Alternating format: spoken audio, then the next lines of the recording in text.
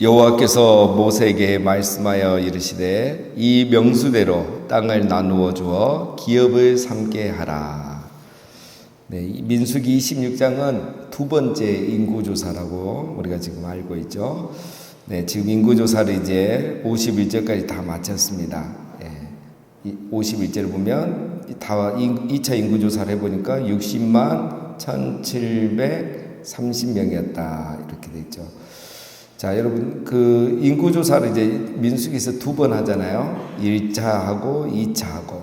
자, 1차는 시내산을 출발할 때, 출애굽 제2년 차에 인구조사를 했고, 26장은 출애굽 40년 차에 모압 평지에서 가나안 땅에 들어가기 전에 이제 하는 거죠. 인구조사 장소가 다릅니다. 1차는 시내산에서 했고, 2차는 모압 평지에서 하는 거죠. 시내산을 출발하기 전에 했고 가나안 땅에 들어가기 전에 했고, 자, 그런 상황이고, 자, 인구조사 결과를 보면 이제 1차와 2차 인구조사가 좀 다르죠. 인구가 약 1820명이 줄었습니다. 38년 동안 1820명이 준 거죠. 자, 왜 인구가 줄었는가?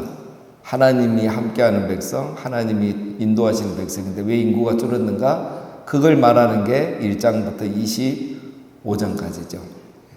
광야 38년 동안 그들이 불순종했기 때문에 그걸 보여주는 겁니다. 왜 인구가 줄었는가? 하나님이 함께하는 백성이고 하나님이 인도하는 백성이어도 불순종하면 인구가 준다는 거. 인구가 느는 게 복이잖아요. 근데 인구가 준다고 해서 또 보면 확 준 것도 아니잖아요. 다 죽을 것 같고 다 없어질 것 같은데 1820명 밖에 줄지 않았다는 거. 자, 그 다음에 이제 어제까지 살펴본 거 보면은 이제 인구 이렇게 결과가 나왔는데 어제 보면 이제 진영별로 이렇게 나옵니다. 각 진영별로. 동쪽, 남쪽, 서쪽, 북쪽 이렇게 성막을 중심으로 세 지파씩 이렇게 나오는데 특이한 점이 있어요, 여러분. 루벤 진영에 있는 지파 셋은 다 인구가 줄었어요. 루벤과 시므온과 갓 이 세 지파는 인구가 다 줄었어요. 제일 많이 준 지파가 시므온 지파잖아요. 37,100명 다 줄었어요. 유다가 속한 유다 진영은 세 지파가 다 인구가 늘었습니다. 유다, 이사갈, 스불론. 제일 적게 는 게 유다 지파죠. 1,900명밖에 안 늘었어요. 근데 유다 지파는 인구수가 가장 많아요. 76,500명이에요. 세 지파는 다 줄었는데 세 지파는 다 는 거예요. 그럼 나머지 두 지파, 에브라임 진영과 단 진영은 어떻느냐? 그 지파들은 한 지파만 줄고 두 지파는 또 늘었어요. 자, 여러분 이거 보면 뭐가 중요합니까? 우리 같은 신앙생활 하지만 어느 진영에 속하냐가 중요한 거예요. 어디에 속해 있냐가 중요하고 지도자가 중요한 겁니다, 여러분. 루벤 지파는 반역만 하다가 인구가 줄었죠. 영향력을 그렇게 받은 거예요. 그러니까 반역하다가 마지막에 엄청나게 죽고 인구가 많이 준 겁니다. 여러분, 우리가 같은 신앙생활 하면서 누구와 어울리느냐, 어느 무리에 속하느냐, 누가 나의 리더냐 굉장히 중요한 겁니다. 내가 누구의 영향력을 받느냐. 늘 불평, 불만 그런 사람 속에 있느냐, 정말 감사하고 예배하고 기도하는 그 무리 속에 있느냐, 그런 사람이 나의 리더냐, 그런 사람의 영향을 받느냐 굉장히 중요한 겁니다. 똑같이 광야 생활하는데 어떻게 이 세 지파는 다 줄고 세 지파는 다 늡니까? 중요한 겁니다. 그래서 여러분, 우리는 항상 두 가지가 중요해요. 내가 좋은 리더를 만나는 게 중요합니다. 교회적으로 좋은 리더를 만나고 목장이나 지혜나 또 내가 어떤 소그룹 속에서 좋은 리더를 만나는 게 중요해요. 그게 내게 복인 겁니다. 두 번째, 내가 좋은 리더가 돼야 돼요. 내가 좋은 리더가 돼야 내가 속한 그 그룹이 은혜를 받는 거예요. 복을 받는 겁니다. 내가 목자이거나 지혜 이본이거나 어떤 소그룹의 리더거나 또 가정에서 부모님이잖아요. 지혜에서 내가 좋은 리더가 될 때 또 나와 함께하는 사람이 복을 받는 거다. 그래서 이 두 가지를 항상 기억하셔야 되고, 자, 그 다음에 이제 두 번째 인구조사를 하는 목적이 좀 다르죠. 두 번째 인구조사를 하는 목적은 2절에 보면은 싸움에 나갈 만한 자를 이제 계수하라겠죠. 싸움에 나갈 만한 자는 이제 가나안 땅에 가면 전쟁을 해야 되니까. 그 다음에 두 번째는 오늘 52절에 보면 뭡니까? 명수대로 땅을 나눠줘. 그러니까 이번 두 번째 인구조사에 또 하나의 목적이 추가되죠. 인구조사를 해서 그 인구수에 따라서, 지파별로 인구수에 따라서 땅을 나눠주기 위해서 두 번째 인구조사를 하는 겁니다. 그러니까 두 번째 인구조사의 큰 목적은 땅 분배입니다. 그래서 인구가 많은 지파는 땅이 많이 필요하겠잖아요. 가족별로, 가정 단위로 이렇게 주기 때문에. 그래서 많은 땅을 주고 적은 지파는 적게 주겠다는 거죠. 자, 그래서 땅 분배의 기준이 있습니다. 땅 분배의 기준이 뭐냐면 첫 번째 54절에 수가 많은 자에게는 기업을 많이 줄 것이요 수가 적은 자에게는 기업을 적게 줄 것이니 그들이 계수된 수대로 각기 기업을 주되. 자, 땅 분배 기준 첫 번째는 수가 많은 자, 즉 인구가 많은 지파에게는 기업을, 땅을 많이 줄 것이요. 인구 수대로 땅을 줘야 된다 이거죠. 자, 이것이 여러분 하나님의 공의입니다. 땅을 공평하게 나눠준 게 공의가 아니고 인구 수대로 나눠준 게 하나님의 공의이고 공평한 거예요.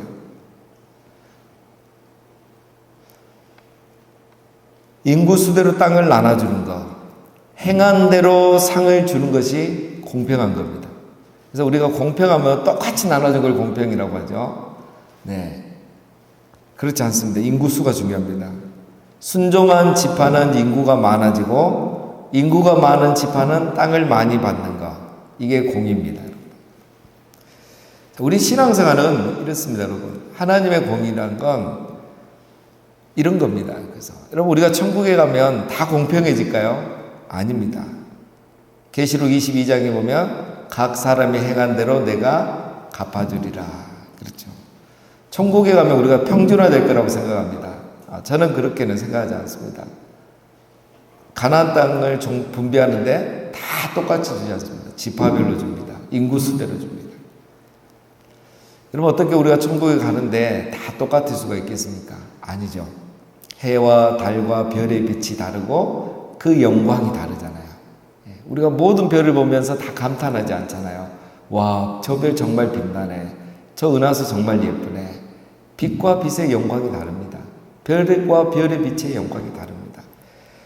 자, 우리는 이 광야 인생을 마치면 평가를 받고 상급을 받습니다. 광야 40년이 마치니까 인구조사를 하죠. 평가죠. 어느 지파가 인구가 늘었냐, 어느 지파가 줄었냐. 평가가 되고 그 다음에 상급이 주어집니다. 인구수에 따른 땅이 분배되죠. 자, 이게 땅 분배의 첫 번째 원칙이고 두 번째 55절에 오직 그 땅을 제비 뽑아 나누어 그들의 조상 지파의 이름을 따라 얻게 할지니라. 그 다소를 막론하고 그들의 기업을 제비 뽑아 나눌지니라. 자, 두 번째 기준은 제비를 뽑아 땅을 나누라는 겁니다. 첫 번째와 두 번째 기준이 뭐가 다릅니까? 크기는 인구수대로, 위치는 제비 뽑아서. 왜 그래야 될까요, 여러분? 땅 크기도 중요하지만 땅 위치도 중요하잖아요. 여러분 땅을 준다고 하면은 이왕이면 교회 근처 땅을 받겠습니까? 저기 저 시골에 있는 땅을 받겠습니까? 예, 그렇죠. 이쪽이 땅값이 훨씬 비싸죠. 자, 이 사람들의 땅의 위치가 중요합니다. 왜냐하면 여러분 이제 유목 생활 끝내고 광야 생활 끝내고 이제 정착 생활이 시작되잖아요. 이제 농경 문화로 바뀌는 겁니다. 이스라엘이 지금까지 유목 생활했다면 이제 농경 생활이에요. 땅이 중요해요. 기름진 땅을 받느냐, 산악지대의 땅을 받느냐, 광야의 땅을 받느냐, 성소 가까운 땅을 받느냐, 성소하고 먼 땅을 받느냐, 중요한 거예요. 그러면 우리 사람의 마음이 땅 크기는 어쩔 수 없지만 땅 위치는 좋은 데 받고 싶잖아요.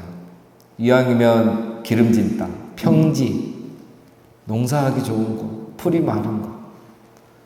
그리고 이왕이면 성소가 가까운 곳, 성막이 가까운 곳. 이게 사람의 욕심이죠. 서로 좋은 땅을 갖고 싶은 거야. 근데 여기에는 안 되는 거야. 제비를 뽑으라는 겁니다. 오늘 말씀, 하나님이 인간의 마음 알죠. 그 다소를 막론하고 인구가 많든 적든 지파가 크든 작든 그들의 기업을 제비 뽑아 나눌지니라. 이게 하나님의 마음이에요. 자, 땅 위치는 하나님이 개입하신다는 거예요. 인간의 욕심대로 하지 말라는 겁니다. 자, 그러면 이제 여기서 우리가 고민이 들죠. 이런 건 그러면 또 지금까지 광야 생활을 순종으로 복을 받았는데 이 땅 위치는 또 우리 흔히 말하는 운빨인가? 운이 좋아야 뽑기를 잘해야 또 좋은 데 받는가? 아닙니다. 제비 뽑기는 하나님의 개입을 의미합니다. 하나님이 개입하신다는 거예요. 제비 뽑기는 우연이 아니라 하나님이 개입하시는 거예요. 사람이 아무 말 못하는 거죠. 제비 뽑았기 때문에. 그건 하나님이 개입하셨다는 걸 이들은 개입하신 걸로 받아들인다. 그래서 제자를 마띠아를 뽑을 때도 그렇게 하죠. 자, 여러분, 그런데 이게 왜 운이 아닌가? 나중에 이제 여호수아가 그 땅을 다 이렇게 정복하고 나서 분배를 하잖아요. 분배한 그거를 보면은 또 신기해요. 유다 지파가 땅을 크게 분배받아요. 인구가 제일 많으니까. 유다 지파가 땅을 분배받는데 저 북쪽 끝이나 저 남쪽 끝에 또는 모퉁이가 아니고 사해를 끼고 예루살렘을 다 낍니다. 예루살렘까지 깨요. 나중에 여러분 이 예루살렘이 중요하잖아요. 여기가 이제 수도가 되잖아요. 여기에 이제 성전이 있잖아요. 그리고 남유다 지파가 누가 됩니까? 베냐민 지파거든요. 유다와 베냐민이 붙어 있습니다. 베냐민은 인구가 작으니까 조금밖에 못 받았는데, 근데 예루살렘 바로 위에 유다 지파가 있어요. 베냐민 지파가 있어요. 그리고 또 나중에 이제 북이스라엘로 나눠지잖아요. 북과 남으로. 이때 북이스라엘의 장자 지파가 에브라임 지파예요. 에브라임 물론 인구가 줄었지만 이 에브라임 지파 안에 또 실로가 포함이 됩니다. 그러니까 이게 제비 뽑기 같고 우연 같고 뭐 운인 것 같은데 아니라는 거예요. 하나님의 개입인 거예요. 장차 유다 지파를 통해서 이 유다를 통해서 예수 그리스도가 이 땅에 오시고 다윗이 솔로몬이 성전을 예루살렘에 세울 거란 말이에요. 유다 지파가 저 북쪽에 갈릴리로 가면 안 되는 거예요. 하나님이 정한 산, 정하신 곳은 예루살렘이에요. 아브라함 때부터. 근데 그곳을 제비 뽑았는데 누가 갔다? 유다 지파가 갔다. 여러분 우연이 아니고 운이 아닙니다. 하나님이 개입하시고 인도하시는 거예요. 뭘 말하느냐? 여러분 우리의 삶에는 우연이 없다는 거예요. 운이란 것이 있는 게 아니에요. 하나님의 인도하심만 있을 뿐인 것입니다. 하나님의 개입만 있는 거예요. 근데 그 하나님의 개입과 인도하심이 우연히 운을 따라서 아닙니다. 뭐죠? 심은 대로 거두는 거예요. 다 하나님께서 보고 계시고 그대로 공평하게 공의롭게 행하시는 겁니다. 자, 그래서 여러분 우리의 삶이란 거는 그냥 막 되는 게 아닙니다. 우연히 되는 것도 아니고 운에 따라 되는 것도 아니고 하나님이 우리의 삶을 인도하고 계시고 개입하고 계시는 겁니다. 누군가 제비 위에 뽑아서 누군가의 선택과 결정에 의해서 내 인생이 결정되는 게 아니라 하나님께서 우리가 행한 대로 우리가 심은 대로 거두도록 오늘도 개입하고 계신다는 사실을 기억하시기를 바랍니다. 자, 57절 레인으로 계수된 자들의 종족들을 이러하니 게르손에서 난 게르손 종족과 고핫에게서 난 고핫 종족과 무라리에게서 난 무라리 종족이며 레이 종족들을 이러하니 림니 종족과 헤브론 종족과 말리 종족과 무시 종족과 고라 종족이라. 고핫은 아브람을 낳았으며. 자, 57절은 이제 지금까지 인구조사할 때 레이 지파가 빠졌죠. 그 레이에 대한 그 조사입니다. 자, 레이의 후손은 크게 3명이죠. 게르손, 고핫, 무라리. 여기서 중요한 게 고핫입니다. 왜냐하면 고핫이 암므람을 낳고 암므람이 요게벳, 아내 요게벳과 함께 누구를 합니까? 아론과 모세와 누이 미리암을 낳죠. 그래서 그 족보를 지금 말하기 위해서 이걸 말하는 겁니다. 59절. 아브라함의 처의 이름은 요게벳이니 레이의 딸이요 애굽에서 레이에게서 난 자라. 그가 아브라함에게서 아론과 모세와 그의 누이 미리암을 낳고 아론에게서 나답과 아비후와 일라삭과 이다말이 낳더니 나답과 아비후는 다른 불을 여호와께 드리다가 죽었더라. 그죠? 이 계보가 이렇게 되죠. 아므람, 아론, 그다음에 아론의 아들 4명, 나답과 아비후, 엘레아살과 이다말. 근데 나답과 아비후는 다른 불로 향을 피우다가 죽은 적. 모든 분향단의 불은 번제단에서 가져와야 되죠. 예수 그리스도의 보혈을 통해서 우리가 하나님 앞에 나가야지 다른 걸로 나갈 수가 없는 거죠. 근데 나답과 아비후가 그렇게 하지 않아서 죽었습니다. 레위기 10장에 나오는 내용이고요. 그래서 이제 아론의 이 계보는 누구에게 이어집니까? 셋째 아들 엘르아살에게 이어지죠. 자, 엘르아살 며칠 전에 나왔습니다. 그 바알 부부의 사건에서 엘르아살의 아들 비느하스가 그 하나님의 이 분노를 가지고 이 죄를 정리하죠. 그래서 영원한 제사장직, 평화의 언약을 하나님 맺어줍니다. 그래서 그 비느하스가 이제 그 이어지게 되는 거죠.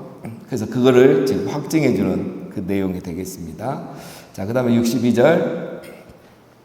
1개월 이상으로 계수된 레위인의 모든 남자는 23,000명이었더라. 그들은 이스라엘 자손 중 계수에 들지 아니하였으니 이는 이스라엘 자손 중에서 그들에게 준 기업이 없음이었더라.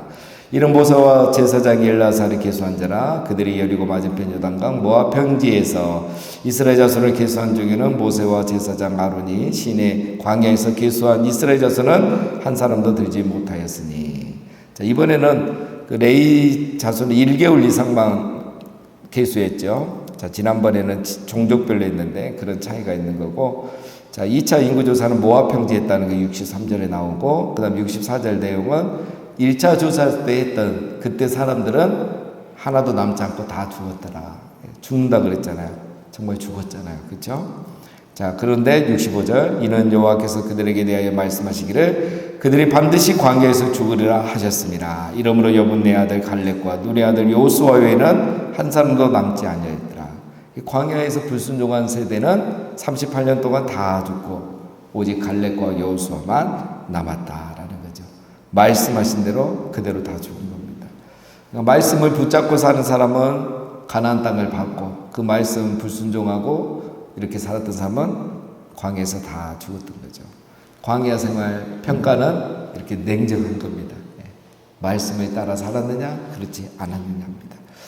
자, 그래서 오늘 우리에게 중요한 것은 광야 인생은 순종하는 인생, 말씀대로 사느냐가 제일 중요한 겁니다. 우리가 말씀대로 살면 하나님은 그거 다 보고 계시고 그게 맞는 복을 주시고 또 우리 삶의 우연 가운데 일어난 것 같지만 하나님이 다 개입하시고 인도하고 계신다는 거예요. 자, 그래서 우리 항상 광야 인생 순종하고 살아서 하나님 인도하신 가운데 큰 은혜와 복을 누리고, 그래서 내가 좋은 리더가 되고 좋은 지도자가 돼서 나로 인해서 또 다른 사람이 복을 받는 그런 삶을 살아가시는 우리 모두가 다 되시기를 주님의 이름으로 축원드립니다. 함께